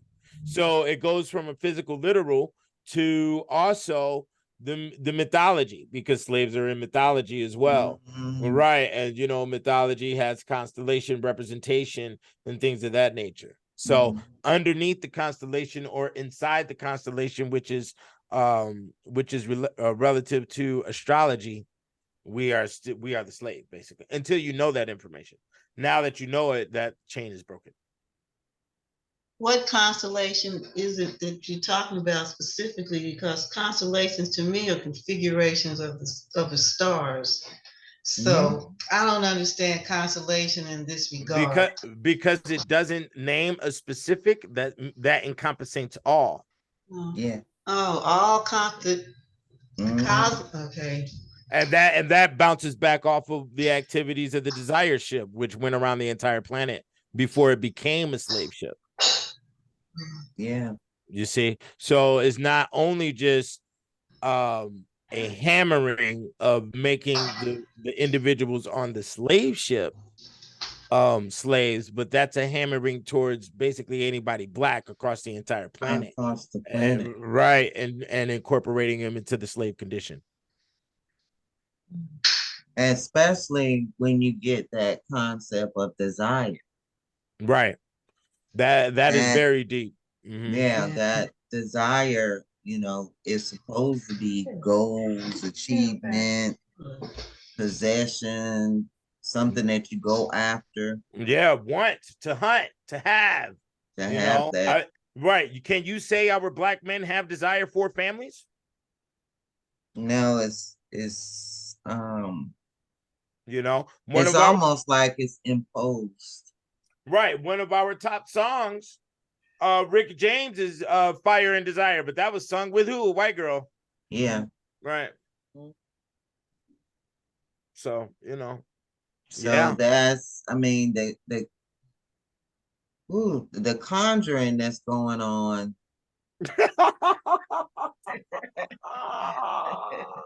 The Conjuring, yeah, because man, it's such a crazy game to comprehend this zone. Yeah. And right, because we're using words, we use words all day. Words are sort of like nothing, whatever, we're just speaking is how we compute it. But when you look at the details of the chronology of Blacks in America, we've only been using the English language effectively for maybe 100 years. They've been using this English language for about 700 to 1,000 years. Yeah. So they have a completely different understanding of word implication and usage than what we do. Okay. So when you get to this new layer of understanding how words are really alive, and during the medieval times, see, I've shown you where the life is embedded, but I haven't gone through all the steps because, like I stated, these words were used for 700 to 1,000 years by minimum. That's minimum time frame I'm using right there, right? So when we look, life is one area. There's also caricatures that are drawn to represent these words. These caricatures go inside cartoons and your folklore stories. They live in the other world, not the underworld. The underworld is the devils, the demons, and blah, blah, blah. The other world is unicorns, leprechauns, trolls, and things of that nature. So this is in the other world where they develop these characters that represent the words that we use, which also gives it another life level. See, there's a lot of levels of life that are implicated inside these words, okay? And death is one of those forms. Birth is one of those forms. Lovemaking is one of those forms. Caricature is one of those forms. Singing is one of those forms. All of these different layers of life are embedded into each and every word. Now, when you see this and when you understand this thoroughly, walk outside and I'm guaranteed words will look completely different to you. The words on top of businesses, the words on cars, the words on clothes, the words on the products you buy, it will have a completely different aura. It's like it shakes off its dirt in front of you, and becomes some big shining gold nugget. Like, man, if you read the dictionaries that were written during this time, because there was dictionaries written in the 1500s, you lose your mind. You lose your mind on the definitions they got for the words. you'd lose it. So, You said dictionaries in the 1600s? yeah, yeah. I But can't those are the actual meanings of the word. right. Well, though that's one of the phases, yes, because there's also an Egyptian layer of the words of the English words. There's a Greek layer of the English words. There's a Sanskrit layer of the English words. There's a Latin layer. There's a Roman layer. So there's a Native American Indian layer. There's 150 different languages across this planet that have words inside of the English language. Okay. English took it from everything. Yeah, English English is the strongest magic system ever brought to mankind on this planet. I'm convinced. I believe it.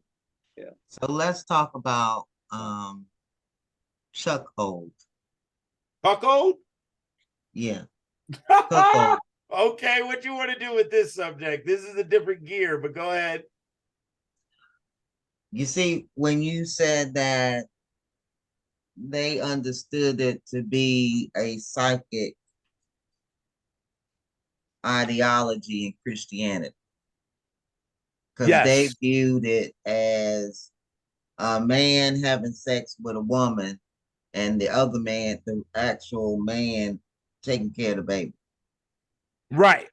Now, what you want to know about the origins of this practice, or?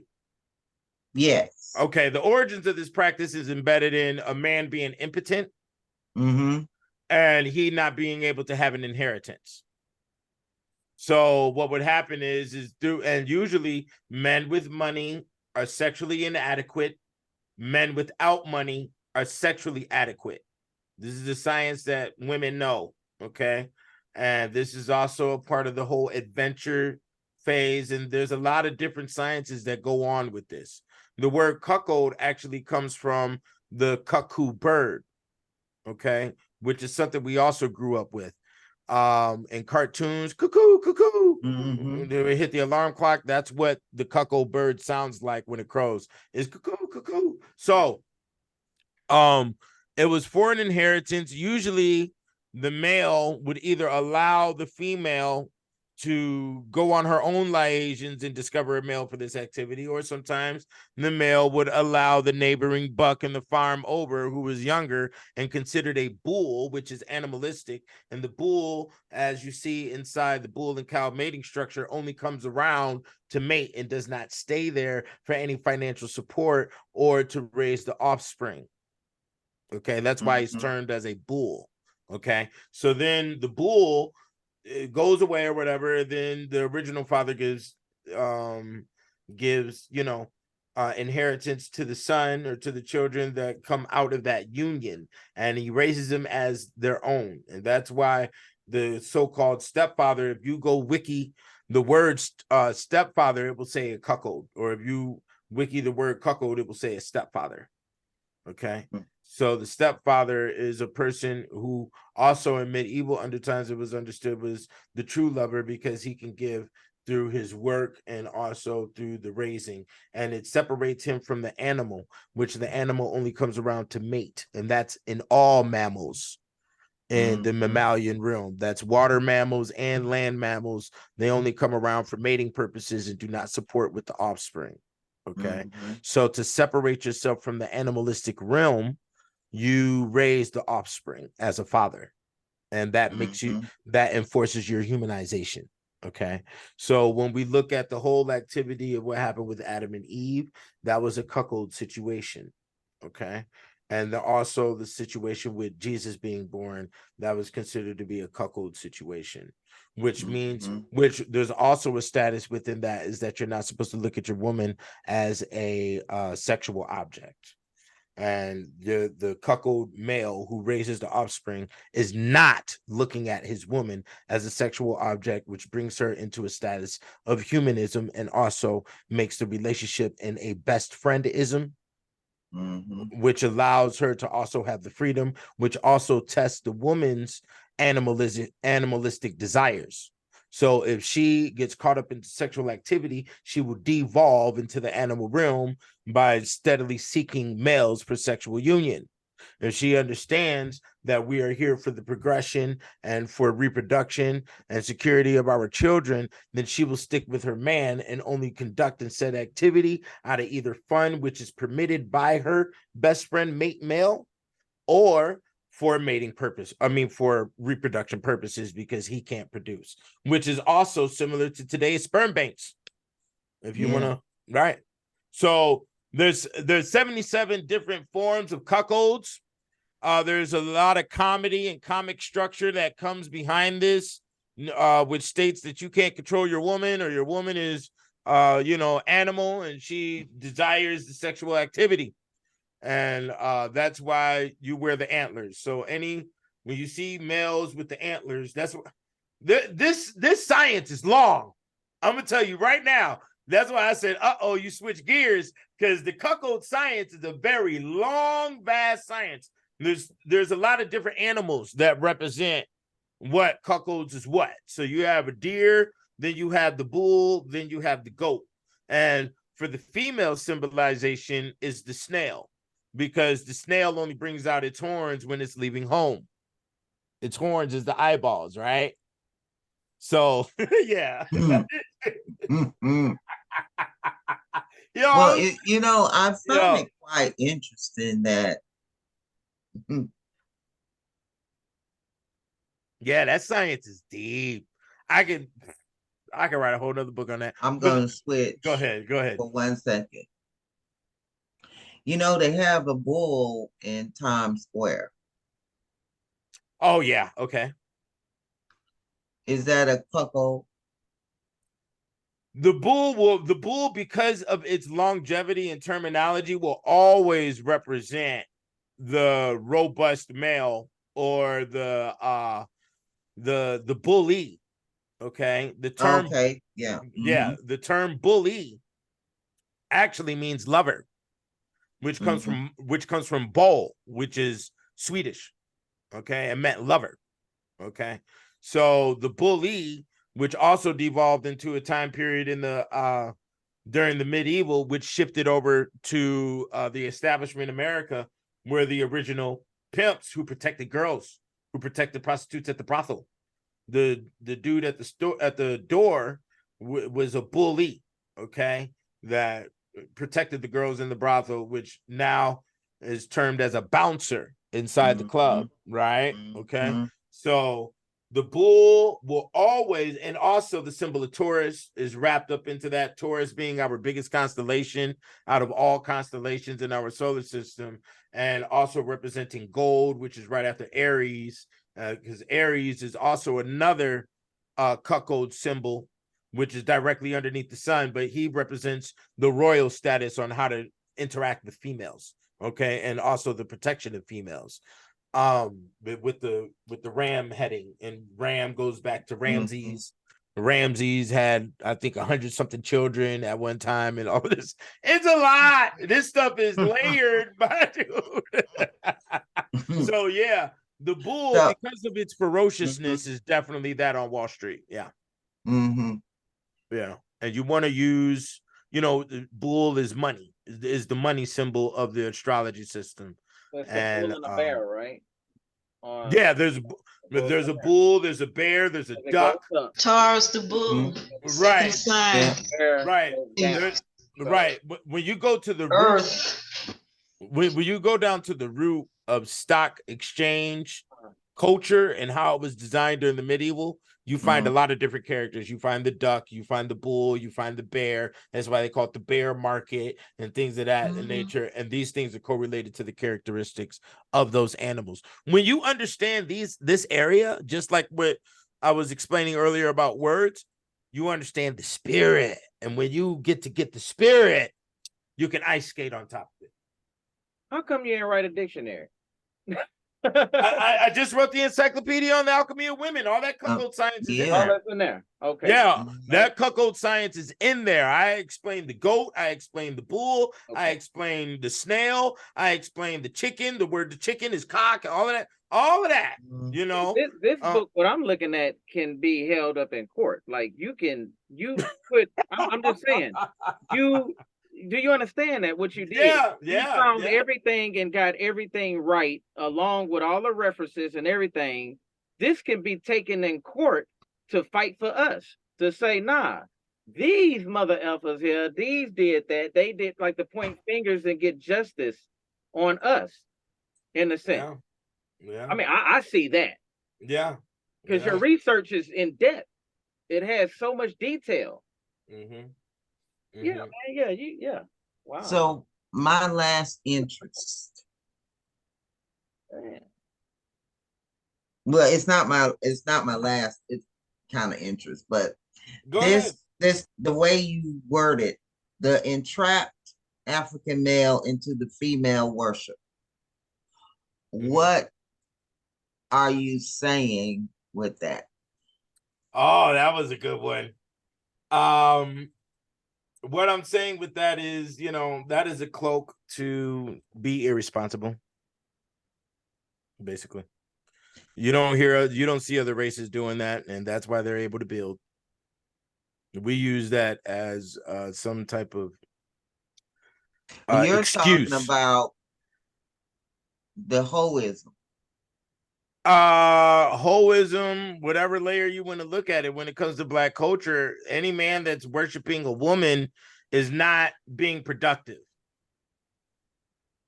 Yes. Period. Right. He's using the woman as the scapegoat. Right.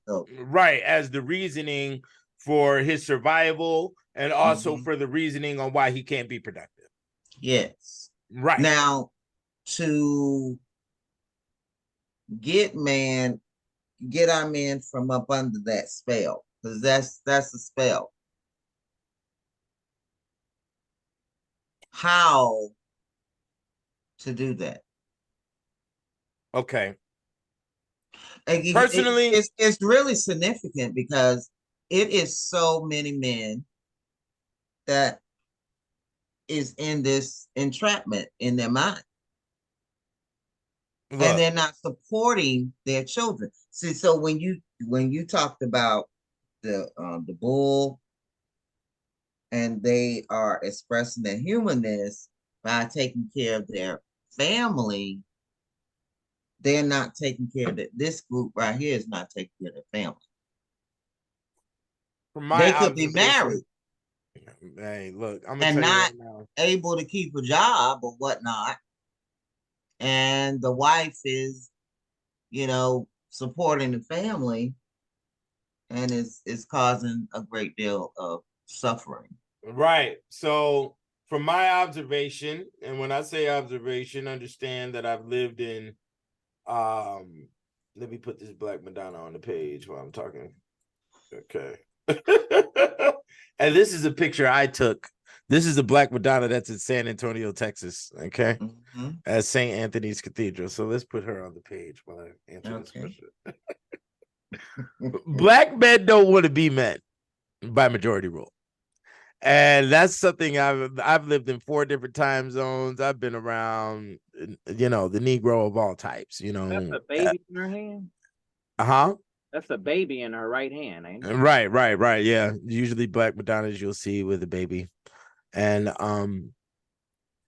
Black men don't want to be men. And then it's also safe to say that they don't know what the true definition of a man is inside Western culture. Western culture, you see, in order to be a man in Western culture, you have to pick up a thing called the white man's burden.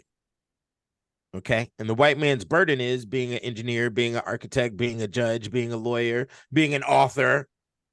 Okay. Being studious, having due diligence, being detailed, facing the devil that is inside the details, fighting with the angels, fighting with the demons. This is a thing that is the white man's burden. Okay. And this is why all races on the planet feel freedom putting on blackface. The definition of blackface is to feel freedom because Black males don't do shit. Basically is why they put it. We don't pick up our responsibilities. So the only time that they can feel real freedom is by rapping a rap song or by putting on the blackface and acting like a Negro. Okay. Because Negroes are freedom because they don't do anything in mass Okay, so I'm not saying that they're not doing anything, because even on the architecture side, it was a black male that designed the entirety of Watts, California. Okay? Yes. Okay, and the architecture and engineering has been a thing that has been done. We have inventors, we do have this, but guess what? If you do not have it in mass, it is not seen. You see a boulder on the beach, you do not see the pebble of the sand. You only see the sand. You see, and that's how it works. So until you're doing it in mass, it is not respected. Okay. So that's why, you know, we invent, and our inventions goes to the white males because they have manufacturing, they have distribution, they have marketing, we have advertising. We have yet to understand what being obsessed is. And obsessed is a form of passion. It's a form of being interested and being in control. And that's what happens. So what happens in the white male realm is they say, you know what? I went over to my auntie's house. My auntie made the burger. This is a new thing, a meat in between bread with cheese on it. I've tasted it. It is phenomenal. I can walk. This is a finger food that I could walk with. I want the rest of the world to have the hamburger. Okay. We will test it out. We will give it to the children. We will see. We will make money. We will expedite the process. I will make the burger, put it in a brown paper bag, and give it to you through the window.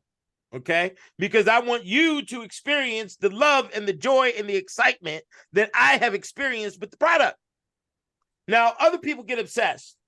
They blow up in the brain. They say, oh, this is phenomenal. A burger. There's no bone in it. Okay? I could put ketchup and mustard on. I could put a little piece of tomato, onion on. This is phenomenal. They come to the person and say, what can I do? How can I assist in this situation? And say, well, you know, I was thinking we have one store here. Maybe we could put another store on the other side of town. And say, how much money do you need?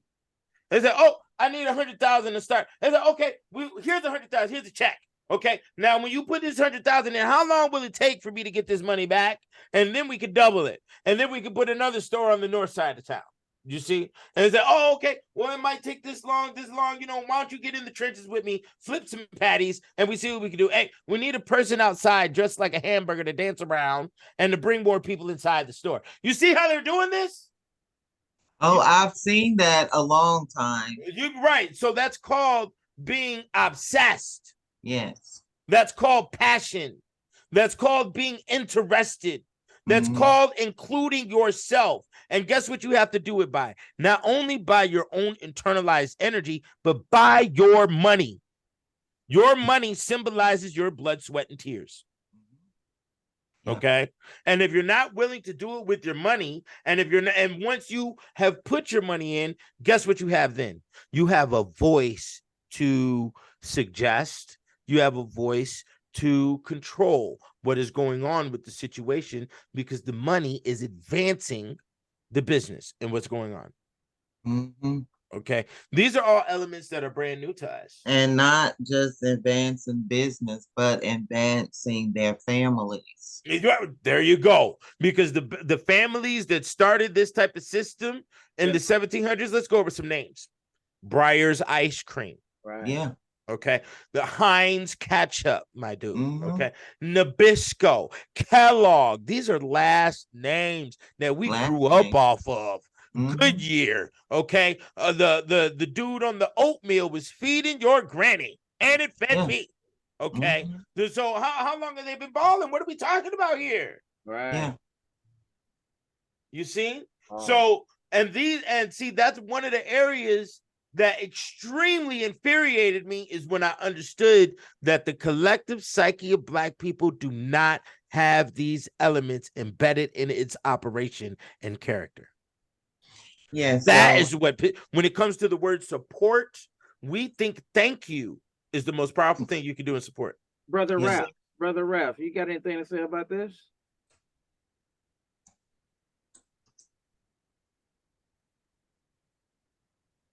I don't mind actually to unmute, if you don't mind, Brother Ralph. Are you there? No, I don't think he's there. Yeah, he probably is.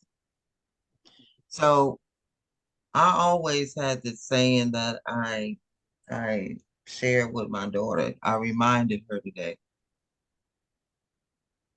is you do not allow other people to impose their values on you because you don't know where they got their values from. Influence, I don't allow it. Keep going. No influence. And so when I said, I understand that you may have forgotten to use that. Because when you become married,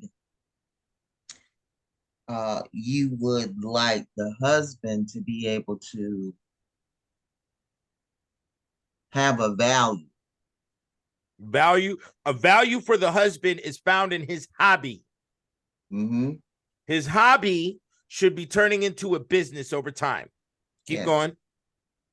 So when a woman allows a man to make decisions, that means that she has to trust that those decisions is going to be in the best interest of the family.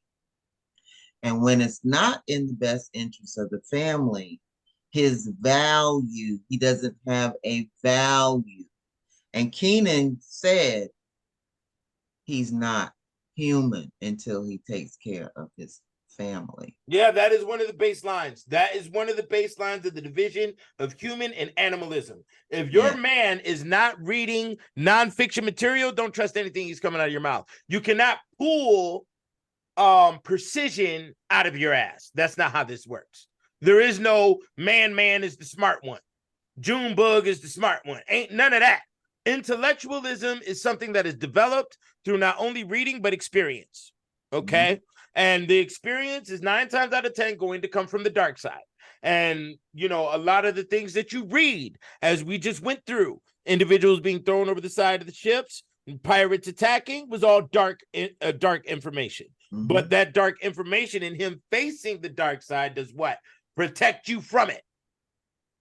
Okay? And that is part of the sterility and the sternness that you have to have when conducting business with other men. This is where the swords swing. Okay. Now, years ago, I mean, I don't know if you ever heard of it. It's called the Tavistock Institute. So it was like one of the first, I'm going to assume that it probably was like the first manual that they wrote about people. So one of the statements that it says about the Black man is that he operates like children. They operate like children. Yeah. And that is all that they say in that book. Right.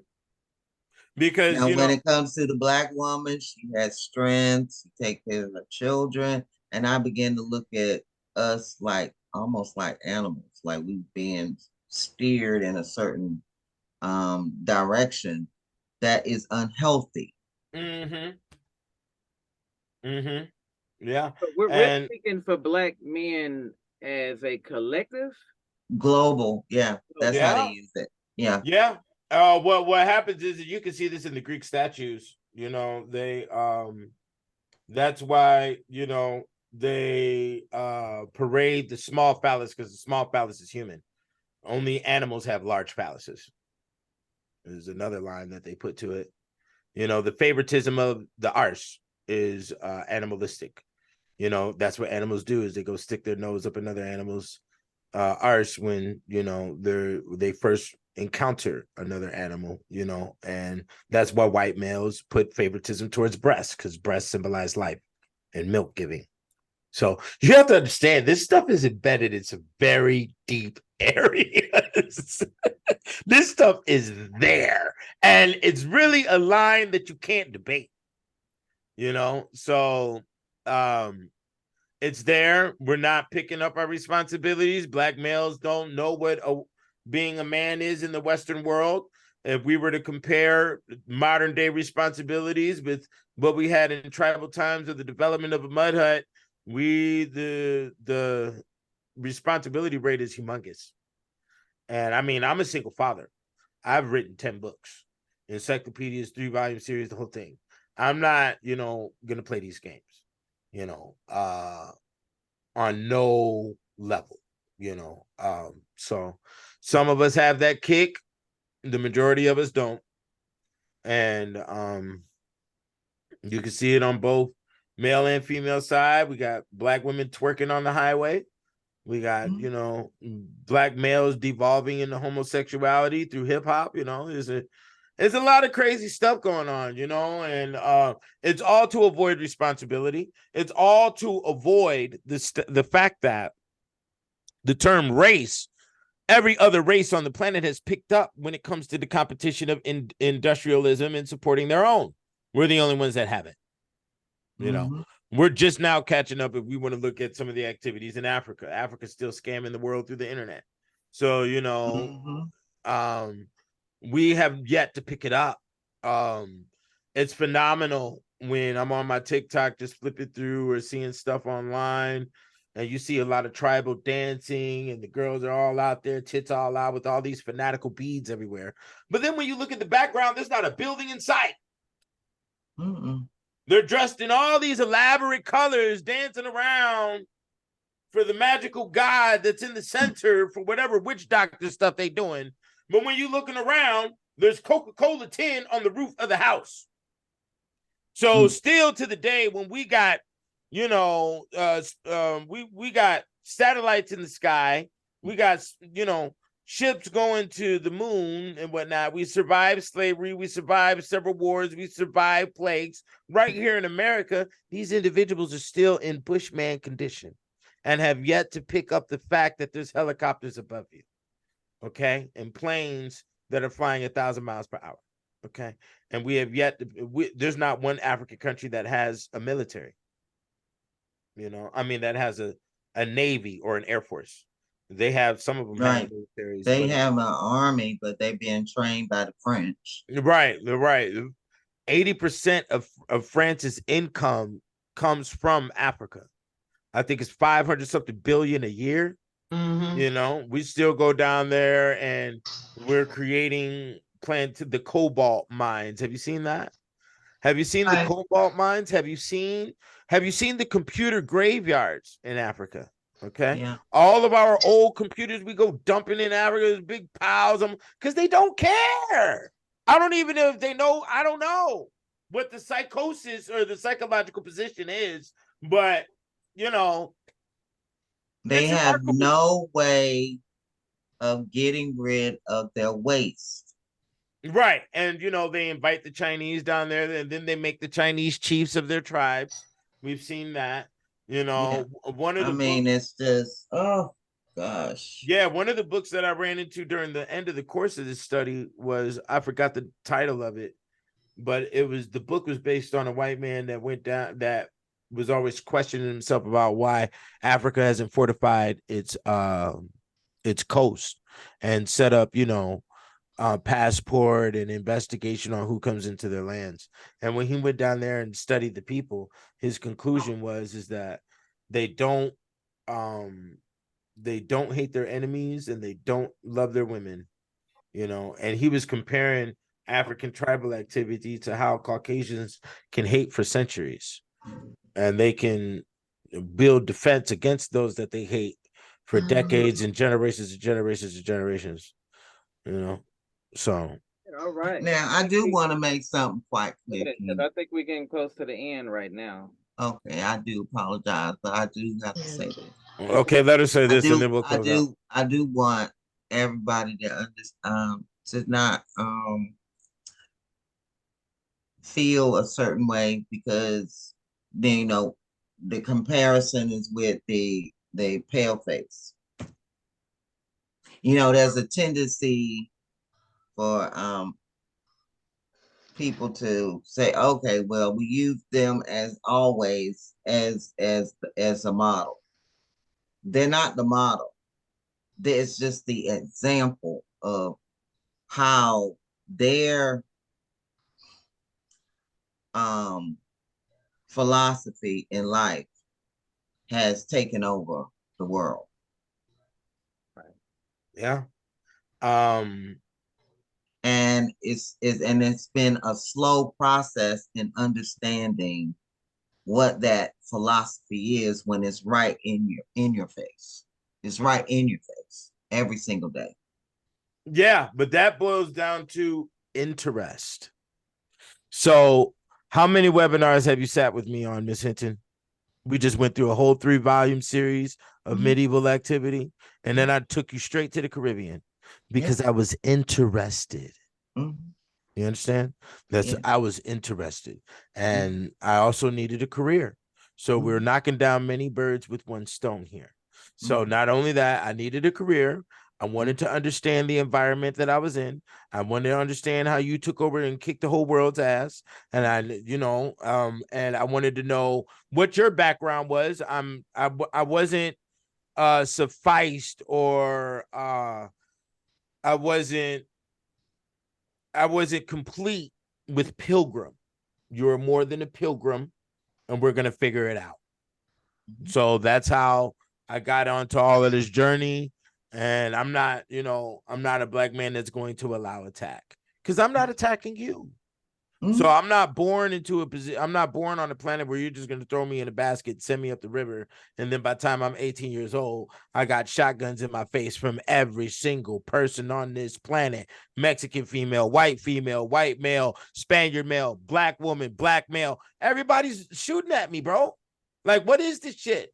So it's time to buckle the kneecaps on some of you niggas, and that's exactly what's going to happen today. So I'm not the one for it. If everybody else took their abuse with a smile, that's what they were designated to do when they walked off the slave ship. Not I, said the lion. Okay? That's point blank. And that's just what happened. I'm finna figure this system out. I'm not, come on, Yoshi, give me something before we close out, bro. Come on, bro. No, you good. You on point with a lot of this, and yeah, you very well detailed, like I said, and like I said before, this can hold up in court. Yeah, this is they did a documentary on the Catalina, and that was only on one ship. You did how many? 47? 55. I like that number 47, but 55 ships, and I'm glad you mentioned it like that, because I forgot to say this. A lot of those stories are your new films to turn into Netflix. That's exactly. Right. This book can be a film. Right. Well, there's actually too much. Every single paragraph in this book can be its own film. You research it and get more details than what I've presented. Okay. This is a generalized game here. So like I said, Christopher Columbus went on 3 different voyages. All 3 voyages are not mentioned here. So we need to go ahead and do it from our perspective. Do the research. The information is available. You might have to go into old books. It's wise to get books from the 1800s, 1700s, and 1600s relative to these subjects versus anything written after 1960, 80. Leave that stuff alone. That's all propagandized. So for, to be politically correct. So stay in the 1800s, 1700s, and the books are available. They're available for purchase online. They're available on Google eBooks. There is no excuse. Go ahead. Check out Keenan songs that go along with it as well. His album that goes along with it. Y'all make sure y'all check that out. We're gonna close an affirmation. It's the Black Man's Bible, correct? The blackmansbible.com. Okay, .com. And then I wanted to see if Stephanie had anything she wanted to say. Miss Clark, anything before Yoshi closes out? This is all so shocking. That's all I can say. Oh, okay.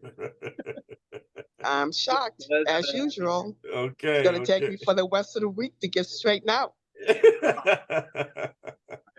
All right. And you're good. And you're good, Keenan. You did a very good job. Thank you. Let's take a couple of deep breaths in. And we're going to close with the affirmation of power.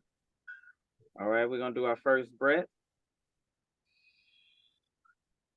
Thank Keenan Booker for even sharing this information with us, for giving us this wonderful content, being the man that he is to do this research, to actually dive deep into this and live through it to tell it.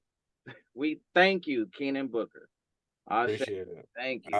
I say. Right. So we're going to start with, I am one with the first frequency. I am one with the I am first one with the frequency. first frequency. I am one with the first thought idea. I am one with I the am first one thought with the idea. first thought idea. One with the firstborn people. I am one I with the am one with firstborn the one with the people. firstborn people. I am one with the only one. I am one with am the one only with one. Only The one. only one. Ashe, Ashe. and so it is. And so it And is. so it is. All right. Appreciate it. See y'all Thank next week. you. And Okay. next week. Hold on. Let me see what we're doing next week. Oh. Let me see here. Next week we are doing the revolutionaries. So we're going over all the different revolutionaries of the time period. A lot of wars, like you saw on the slave ships, but we're not doing the slave ships. We're doing the stuff that happened on land. So that'll be next week, Wednesday, same time. Right on. All right. What's up, All right. community? All Yeah, right. take care. Peace. Peace.